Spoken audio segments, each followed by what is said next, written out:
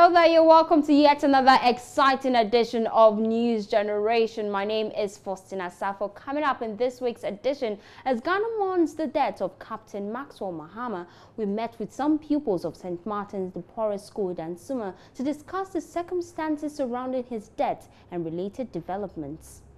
Schools and other public places in Diasso, the central regional town in which Captain Maxwell Mahama was lynched, remained closed days after news about his death broke out. And over 1,000 children seek treatment for watery diarrhea daily as the number of suspected cholera cases in Yemen increases. You do not want to miss any of this. You're watching News Generation. Do stay. We all know how important good nutrition is to grow up big and strong. Not only is cowbell milk enriched with 28 vitamins and minerals, it's also boosted by the 5 most important vitamins, which we call Vita-Rich. It's got vitamin A for good eyesight development. It's got vitamin C to help fight infections. It's got vitamin D and calcium to help build strong bones and teeth. It's got vitamin E to help with body protection. And it's got vitamin K for general well-being and immunity. For good health and vitality, only cowbell with Vita-Rich puts you on the fast track.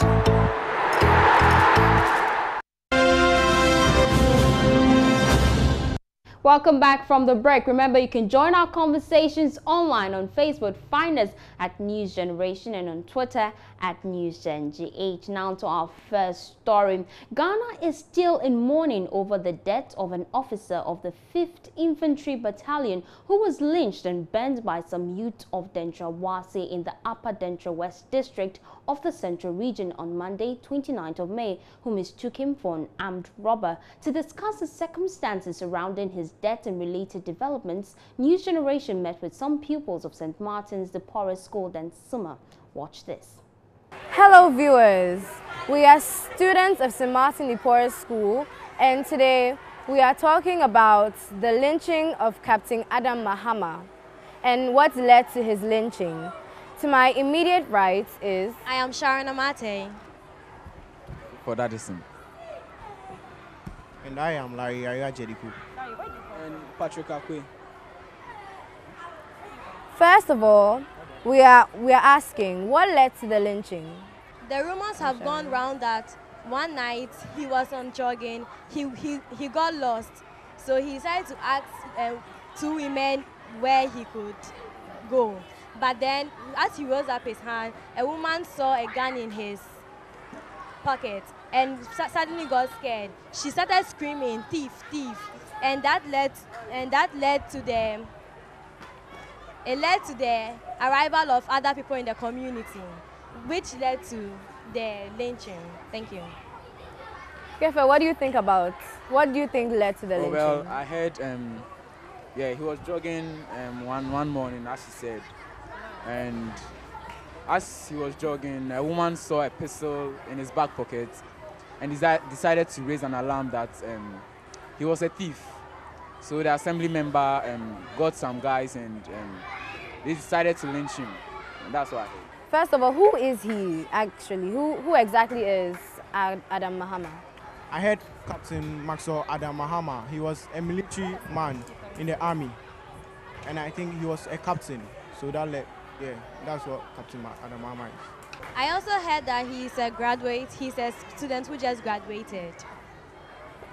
Yeah, I heard he's a military man from the 5th Battalion and was sent on military duties to Dentra Wase to replace the commander there, and then this unfortunate incident happened. Don't you think that because the military moved in, when everyone ran away, it would be difficult for them to find the person who then killed the people who then killed him? Because everyone ran and they can't just arrest everybody. Well, first of all, if you know that you were not part, why will you run in the first place? I mean, it's useless, honestly. It's good action for the military. I thumbs up to the military for what they are doing. It's good. It will pump sense into heads of people. It will send signals to the minds of people not to do that again. You know, it was a wrong decision taken by the people to run out of the country if they knew they didn't do anything to him. School was closed because of this military action, because all the teachers were afraid to come to school because they thought they would arrest them no matter what. So what do you think about them closing down school because of this military action? How it will affect the candidates and everything around it? Oh, I don't think the teachers should close because I'm not sure they are part of those who lynched Captain Mahama. So I know if they close down the school, how will they be able to write the upcoming BEC? So they must come and open school for them to be able to write a BEC. It's okay. But my point of view is that, as we all know, those in school now are future leaders. So there was no need for them to actually close down the schools. It will just affect us, our development also. It's rather unfortunate that school has been closed, but I still think it's a good action by the military. But the closing down of schools, the military shouldn't affect the schools because of this, because I don't think children would have been part, or teachers would have been part of this. The members of the community fled in fear. If everyone was afraid, it would also affect both military and the normal people of the community, because everyone has run away. It has made the community be in chaos. And I heard some things about them flogging all of the people in the community. What do you guys think? Well, first of all, they just jumped into conclusions and just decided to lynch him. It was just so unreasonable to me. Inhumane. But then I think that they shouldn't have actually flogged everyone, excluding the, let's say, women and children. It was just a rumor. It was, even if it was a rumor or not, I still think that they shouldn't have involved the women and children. But then, well, yeah, that's my point of view. Well, it's normal order for the military to behave like this. Because since the 90s, in the 90s, I remember my dad told me he was from school and then he passed through Ashiaman, and then he saw that there were military men invading the town, and then it was cause people had beaten a military man. So it's just normal order. It's just natural for the military to behave like this. Well, the police say that the military presence is hampering the investigation of the police. And as we all know, our country, Ghana, does not really take matters so serious as investigation. So with this investigation, they think the military is bothering their investigation. Do you think the military should leave because of the investigation, or the police can go on with the investigation by avoiding the military presence? It's natural for the military to behave like this, because we've seen on many and several occasions that the policemen in Ghana, they only take the matter for some time and then you don't hear about it again. So I think it's only natural for them to behave this way. I think they have to continue and investigate. And the people involved in this matter must be brought to book. As we all know, people have fear in the soldiers, knowing that whenever they do something wrong, the soldiers will be able to beat them without them doing anything. So I think that the soldiers should continue what they are doing. The police, if they'll take it serious for just maybe 1 week, then later on, they take it as nothing. Yeah, I think the soldiers should also take this matter into hand, because he was a member of the army and also a captain. You know, so the soldiers should take up this matter, because the police will just take this case in just 2 weeks and just ignore the case as if there's nothing at hand, you know. Yeah. I think the military should take over the investigation, because due to system of things, now the police, they take too much bribe. As to the case like JB Dankwa's, the murder of JB Dankwa, just in a few months, the murderer was released. So the military should take over. I'm not saying that the police should stop their investigations. They should continue, but then it should not be something that will have a clash between the soldier and the police, because they are two very important people in our economy. Well, I think what happened was very inhumane, sad, so sad, traumatizing. If you watch it, you wouldn't be able to have a good night's rest. Well, this has been nice having you guys with us. And we are St. Martin de Porres School students, and very soon we'll be taking part in the exams. Thank you for watching and for your views. Bye. Bye.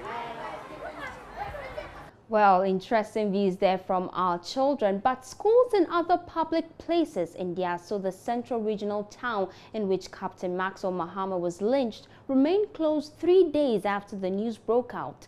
District Director of Education at the Upper Dentra West, Rosemary Tankran, is worried that the closure of the schools will affect pupils writing this year's BECE. She, however, says she's informed the Regional Education Directorate about the situation with hope to get help for the pupils before they get back to school.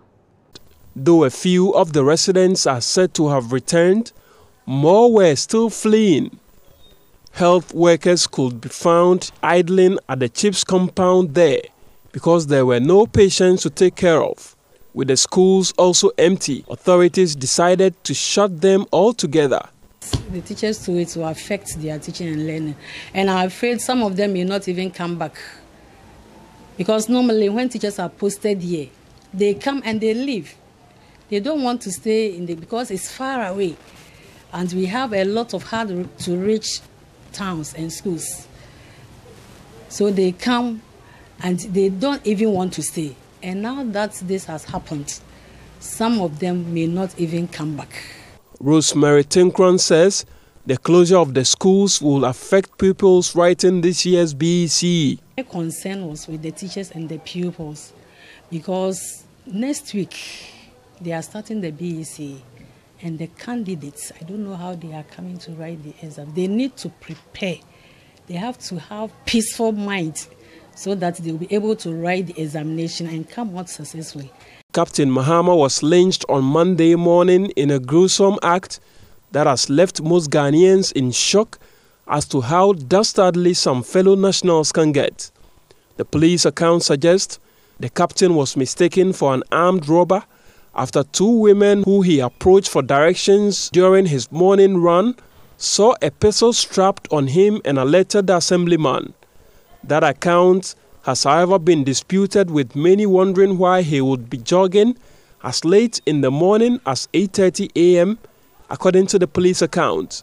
For the soldiers storming the Nchirobwasi now and most of the people leaving the town, it will take time for police to get the possible witnesses to help us speed up investigation. You know, the Nchirobwasi is the scene.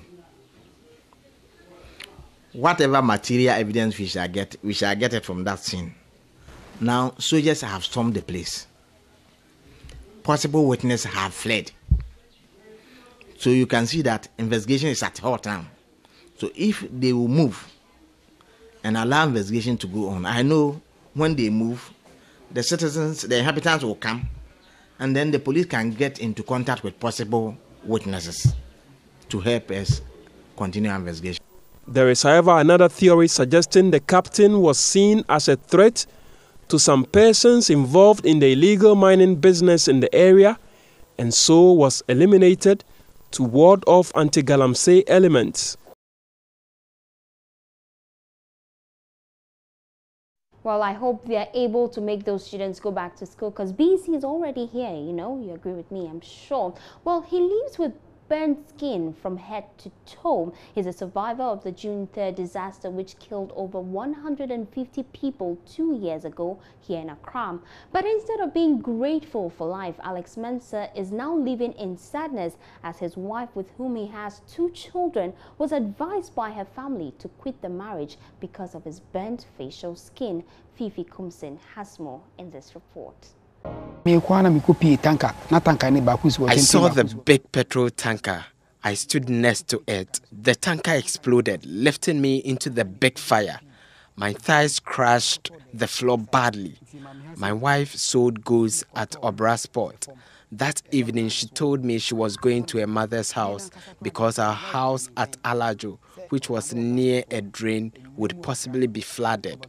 When I got out of the fire, out of shock and confusion, I walked all the way from the Nkrumah Circle to La Paz. ono ntimi mfa nkwara ne nko a enkofi be ne so no to kese na eba ho no ma ohu do be nti o kod ma me wala pass nti se me pon a me fa no la pass wo nti tam na adne pija me fije nim sana me pie sa no me di moja show ma dwi nyina ne se la pass no eden o wonti de me nante an ma che no dade na de se ne na e call la pass that day.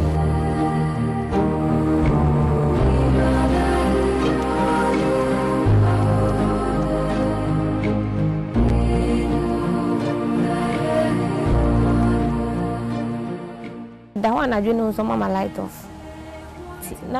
Could be and I'm done using like me fat me bag. He asked if I could recognize him. He then asked if I would love him again. My mother brought out a lamp, and in fact, when I saw his face, I melted. I couldn't believe how he had changed. In fact, many born is so dear.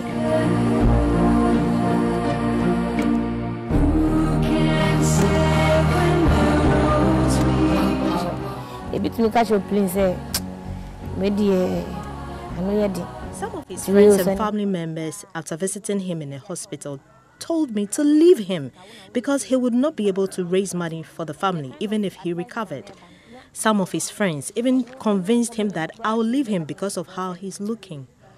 But I decided to stay because I felt this is how God was testing me. My dream is say, and at the way na me kwasori so na me so my dream tell me say bia na nyankopon person or the some so hwere. June 3rd disaster made their gentle soul rest in perfect peace. There's more news in local news round.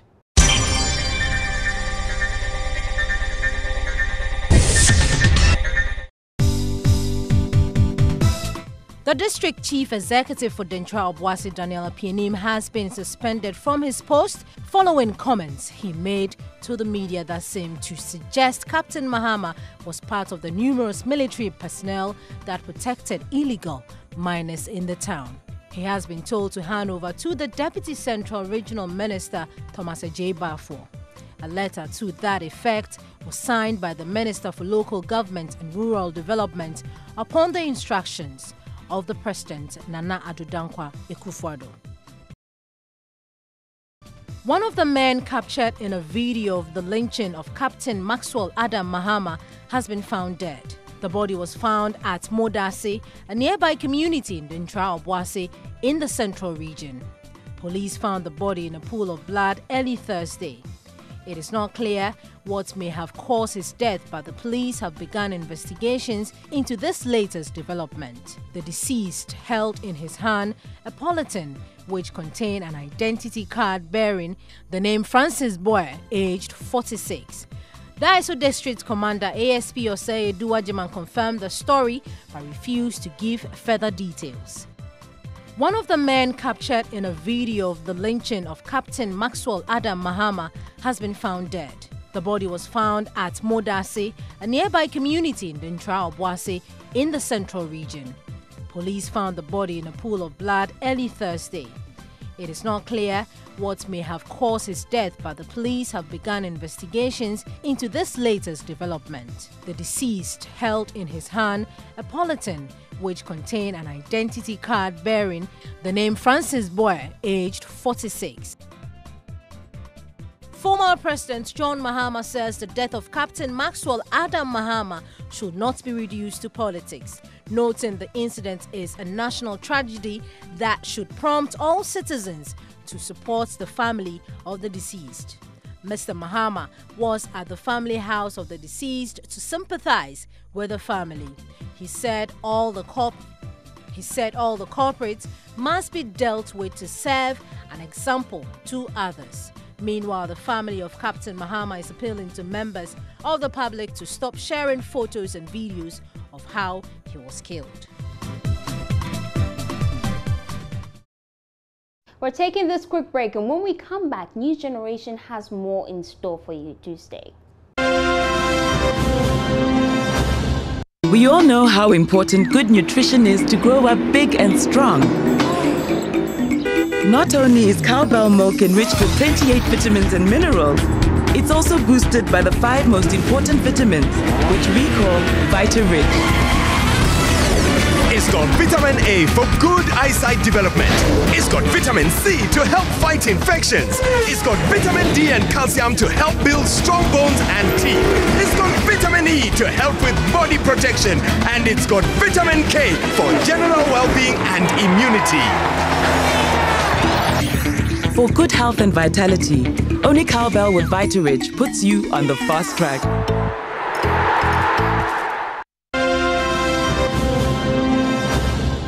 Welcome back from the break. Remember, you can be part of our online family. Find us on Facebook at News Generation and on Twitter at NewsGenGH. Now, after independence in 1957, Ghana began its experiment with parliamentary democracy with 104-seater parliament. 60 years on, the chamber has moved and doubled in size to 275. Member of the Council of State, Sam Okudzeto, says the size of Ghana's parliament is too big. The lawyer with more than 50 years experience at the bar says keeping 275 MPs in parliament is too expensive. He was speaking on Joy News magazine program The Pulse on Tuesday. So on WhatsApp today, we asked you, do you agree with his stance? And you have been sharing your views with us.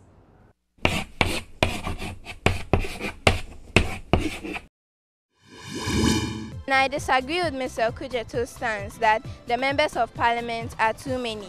This is because with the 275 constituencies we already have, most of them are not receiving the needed attention and development that they need. And if we reduce the number, is this going to get worse? Also, he's basing on the stance that back at the start of the parliament, there are only 104 members. And we know that development is supposed to be quantitative and qualitative. Therefore, if we want sustainable national development, then we must do what we can so that every area of the country will be covered with development and not go back, but rather move forward so that we can all receive the benefits that we want.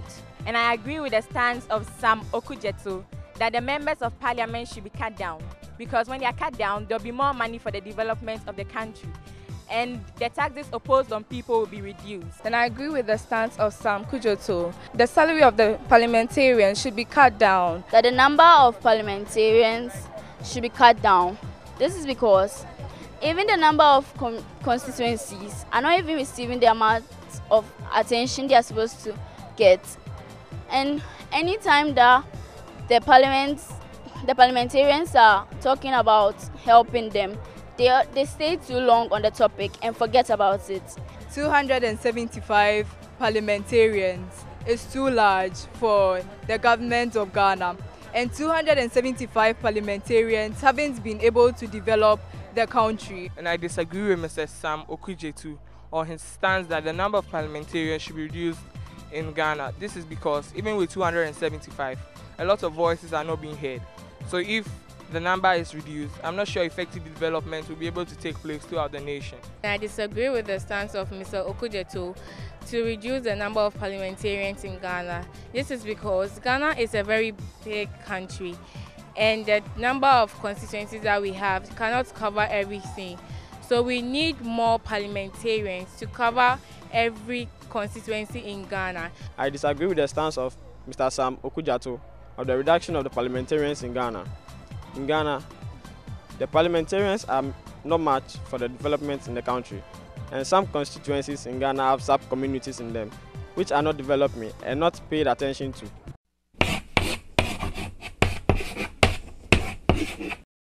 Well, we're still mobilizing funds for 8-year-old Francisca Okan born with ureterovaginal fistula, a medical condition characterized by an abnormal passageway between the urethra and the vagina. That means she urinates and passes stool involuntarily. The result of this condition is that Francisca is unable to go to school. Her situation is even worsened by the fact that her father broke up with her mother as a result of her condition. As we speak right now, Francisca's mother is forced to beg on the streets to meet their daily needs. Her abnormality can be corrected medically through surgery, but she needs your help. So you can send your donations to the details displayed on your screens right now.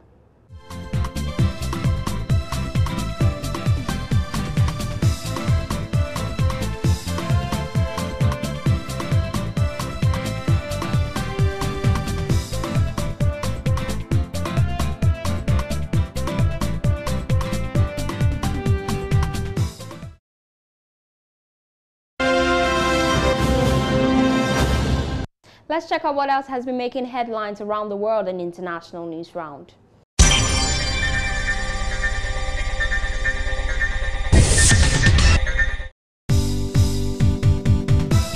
Campbell residents are mourning the loss of family members, friends and colleagues a day after a massive truck bomb in the Afghan capital killed at least 90 people and wounded more than 450 others in one of the worst attacks in recent years. Scores of people waited in hospitals on Thursday to learn the status of loved ones wounded in the attack that killed mostly civilians, including women and children, but also Afghan security guards. A suspected suicide bomber drove into Kabul's heavily guarded diplomatic quarter during the morning rush, leaving behind chaos and destruction. More than 40 West African migrants died in the Sahara Desert this week after their truck broke down in dry northern Niger. 6 survivors walked to a remote village where they said that 44 people, mostly from Ghana and Nigeria, and including 3 babies and 2 other children, died of thirst. The number of migrants who crossed the Sahara has increased in recent years as underprivileged West Africans risk their lives to try to reach Europe. In one of the most dangerous parts of the journey, thousands of migrants each week are packed into pickup trucks for days-long ride from Niger to Libya, often with only enough room for a few liters of water. 1 in 5 children born as a twin in sub-Saharan Africa dies before their 5th birthday, according to new research in The Lancet. The study is the first to analyze death rates among twins in the region. The report suggests improvements in survival for twins is lacking far behind. The research shows giving birth to twins is riskier than delivering just one baby.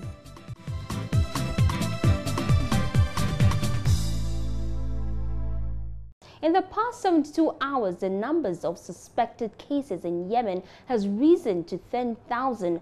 Over 1,000 children suffering from acute watery diarrhea have been reported to medical facilities every day. In just 1 month, cholera has claimed at least the lives of 532 people, including 109 children. These numbers represent only verified cases, and actual figures could actually be more.